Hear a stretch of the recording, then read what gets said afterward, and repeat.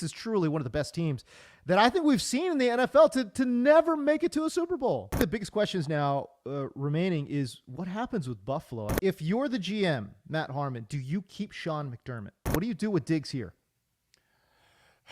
The Diggs stuff is tough. Look at the release. There's your separation. Great route. Stutter and go. Gets by clean. That is unbelievable. May be the greatest catch I've ever seen. Can I just say, first of all, I mean, it was the full Josh Allen experience. You know, that touchdown that he had to Shakir. Oh, yeah.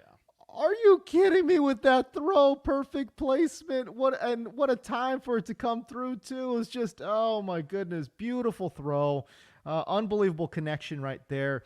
I mean, he's falling away and throws an absolute laser beam to the perfect spot near the sideline in the end zone. Khalil Shakir comes up with it. Beautiful stuff. I just want to go through the last drive. Okay, just a little bit here because it was what a crazy last drive it was. Josh Allen throws an absolute dime piece to Stephon Diggs, and I contend that if Diggs pulls that catch down, I think he's walking in for a touchdown. The defender was falling down. I think Diggs was upright enough where if he catches the ball, I think he stays on his feet, and I think he walks in for a touchdown, and the place probably just goes absolutely ham sandwich, right? Then, in that same drive, he almost throws a pick six, but doesn't. Then, Josh Allen fumbles the ball. Somehow, some way, Buffalo recovers that football. That was insane, too, okay? Then, the very next play, they convert on the fourth down. And again, the place is just rocking right now. I mean, just nervous. There wasn't a single safe fingernail in the building. Everyone was chomping on their nails right now. Josh Allen, then you talk about missing Shakir on that potential touchdown. And again, they nitpick all the decision making. Oh, why didn't he check down for that first down? He had a wide open guy in the end zone, okay? Right. I think to me that's the right decision. Just didn't execute. All right, and then again, so then what does that lead to? That leads to a shanked, very makeable field goal. Bass makes that in the regular season. Bass makes that 95% of the time. Am I incorrect in saying that? I mean, yeah, he's one of the pretty highly paid kickers in the league. Not great conditions, obviously, in that game. It's cold. Yeah. It's a little windy. But yeah, and especially for the fact that it's a wide right, which is a haunted phrase in Bill's lore anyways, so it makes it even worse. Oh my God.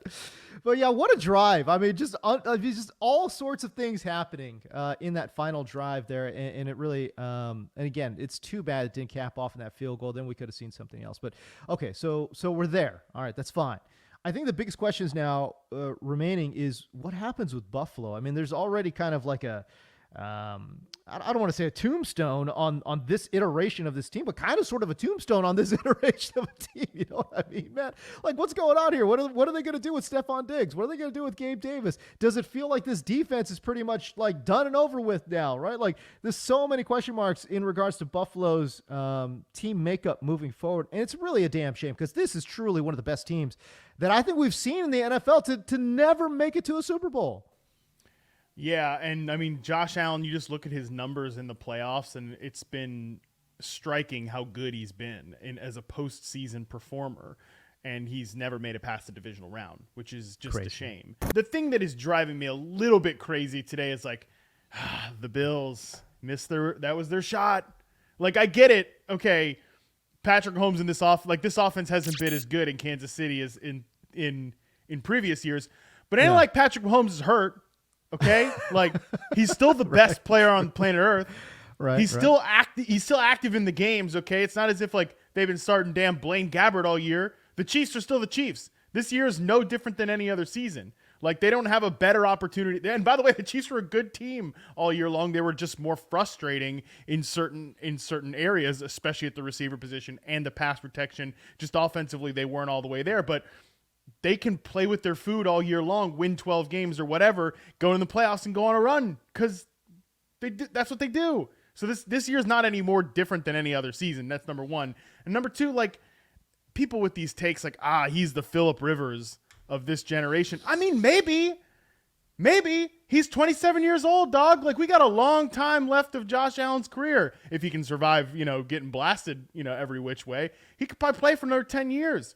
Like, I think people forget that Peyton Manning didn't go to a Super Bowl till 2006 season when he was like damn near 30 years old. Like, that's my take with the whole Josh Allen stuff. Like, yeah, it's going to be tough to get past Mahomes, just like it was tough for everybody to get past Tom Brady for all those years, and only one team wins Super Bowl every season. So yeah, like, I get it. It's frustrating, and everything I just said does not make it suck any less for Bills fans, Bills players, and anybody associated with the team. Like, I know that, but like the window is still open. It's going to look different. It will look different. We'll talk about why it's going to look different, but the window is still open because you still have Josh Allen. If you're the GM, Matt Harmon, do you keep Sean McDermott? Number one, yeah, that'd be probably like an ownership discussion, but I do think you have. Do you know what I'm saying though? Because there's no question right now. There's not a lot of conversation about Sean McDermott, like the Bills moving on from Sean McDermott. But in my mind, I'm thinking there's a lot of great head coaches out there, man. Like a lot of great coaching candidates, man. I don't know, man. Like, do I run this back? Again, we won't use rebuild. We need a remodel. Is Sean McDermott the guy to lead a remodel? I don't think he's that dude. I would that would be a really hard decision to make because, I mean, are you pursuing like it would have to be like a Belichick or a Vrabel. You're not getting rid of Sean McDermott, I think, to hire, even like Ben Johnson. I don't know though. Like, oh, man, that is really tempting though, because you do think of I think Joe Brady and Josh Allen did some good stuff together, but the offense wasn't perfect under Brady. I think Brady's a good OC. I think if I'm Joe Brady, I'm trying to stick in Buffalo, have another year there and keep it moving. But I don't know that. I don't know that I would have the stones to pull the trigger on getting rid of McDermott for just anybody. Man, I think you know what? I do it and I make a real strong push for Ben Johnson, man. Like, let's go. Because again, I don't think next year is the year that this Buffalo Bills team is going to be contending for a title, right? But I think the year after that could be, if they draft well, they do well in free agency and do those kind of things. You let Ben Johnson marinate for a year, and then in that second year, Ben Johnson's got a real grasp and control of what being an NFL head coach looks like. Man, I'd be tempted. Okay, I want you to put the GM hat on, Matt Harmon. Okay, we're talking wide receivers here. Stephon Diggs, he's 31 years old. He's got a $28 million cap hit next year. Gabe Davis is a free agent. He's only 24 years old, right? So you'd be thinking he's entering into a good portion of his career. But he did say he's open to coming back to Buffalo. But my God, he has not played since the Miami game. But man, Matt, to close out the year, he has had 0 yards in 5 of his last 9 games played. 0 yards when you are the number 2 wide receiver playing with Josh Allen.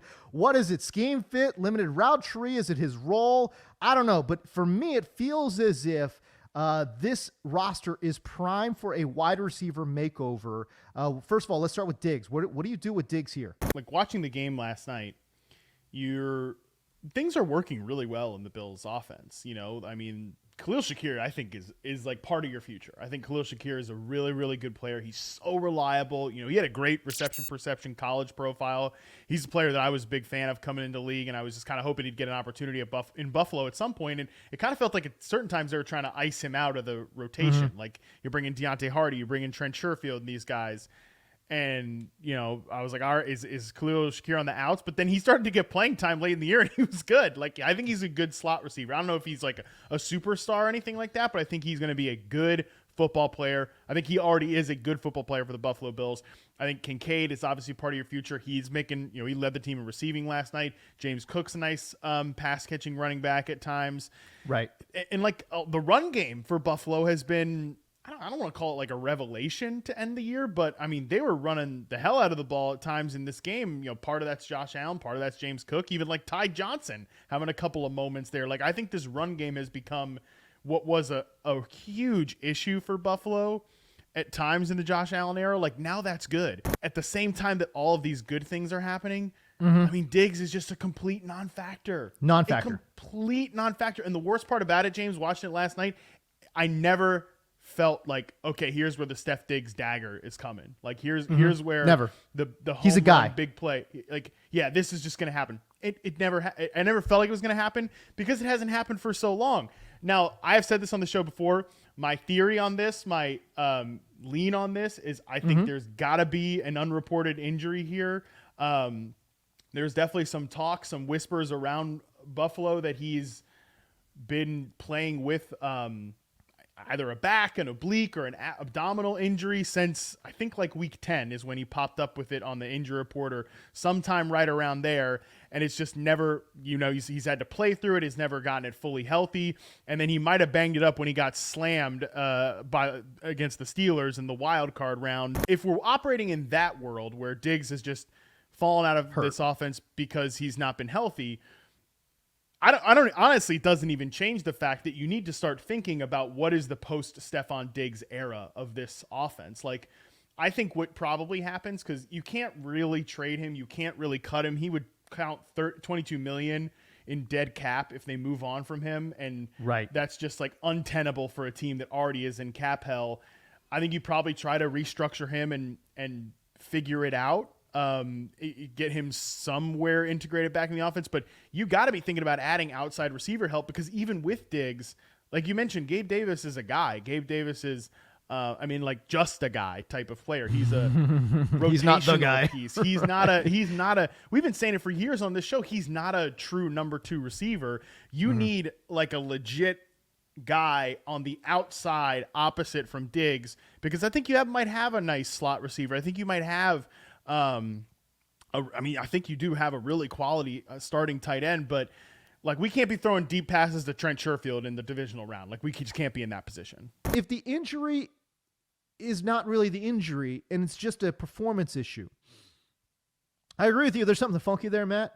But if it's not something injury related, I think he's a great trade candidate, to be honest with you, because I think somebody's probably looking to kind of, hit again with Stephon Diggs. And again, maybe they're in a little bit more financial flexibility too. Because again, dude, he is 31 years old, man. Like if you extend him out, you know what I mean? Like now you're talking about a player going into like age 36, 37. I'm not 100% sure about that. But this is one of the many teams. It's interesting, right, Matt? Like if you think about how many contending top teams there are in the NFL that really need receivers. Where are all the receivers? Kansas City needs somebody. I mean, you take a look at, Buffalo, I think needs somebody, right? Like, I don't know. It's interesting to me that so many of these top teams need wide receiver help, So yeah, there's a lot of moving pieces here in Buffalo.